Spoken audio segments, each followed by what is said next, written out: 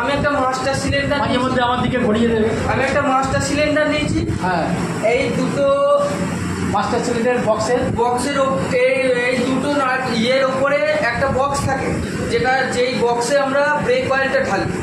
তো ওই ব্রেক অয়েলটা ঢালার পর এই মাস্টার সিলিন্ডারের ভেতরে এই যে এই প্যাডেলের সাথে এটা যুক্ত থাকে। তো এটার ভেতরে আছে পিস্টন, ওয়াশার, বকেট আর কিট। তো এর দ্বারা প্যাডেলের দ্বারা এটাকে চাপা হয় ভেতরে। যখনই ব্রেক অয়েলটা ঢালা হচ্ছে তখন পাইপে হাওয়া থাকে কিছুটা, এটা চাপার দ্বারা আমরা হাওয়াটাকে পাইপের সাথে বার করে দেবো। পাইপের দ্বারা বার করে দেবো হাওয়াটা।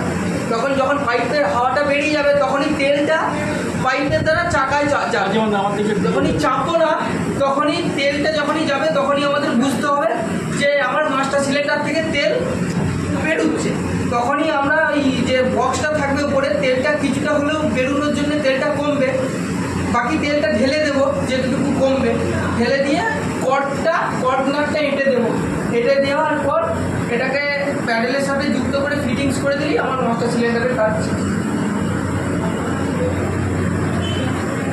বুঝতে পেরেছো তুমি? অসুবিধা আছে? তুমি বুঝতে পেরেছো?